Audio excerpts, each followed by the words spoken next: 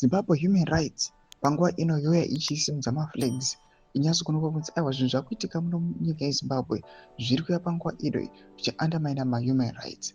Panguva inoyo everyone ane right to access to food, vanhu vese vane marights akasiyana siyana, but panguva inoyo tichiona kuti marights evanhu they are being invaded. Vamwe vanhu vari kutonyatso kuonekwa kunzi vari kutadza kutoaccessa mabasic public services chaiwo panguva inoyi, pamwe chete nemarestrictive laws zvinyatso kuonekwa kunzi mahuman rights emunyika yeZimbabwe abva araiza akakati aiwa this situation aiwa haina kumira zvakanaka, ndomba subscribe like on the bell icon. Panguva ino tichipinda munews day mabudanyo achiti rights under siege as public services collapse.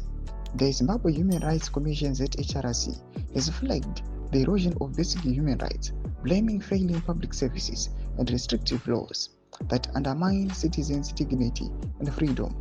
ZHRC chairman JC Majome raised the concerns yesterday at a press conference marking International Human Rights Day, which ran under the theme Human Rights and Everyday Essentials.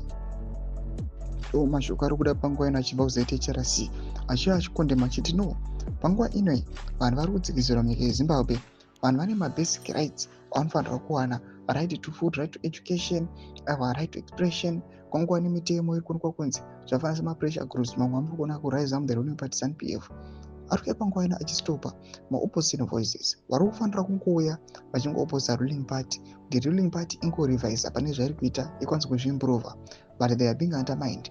You must not oppose the party, you must not oppose the president.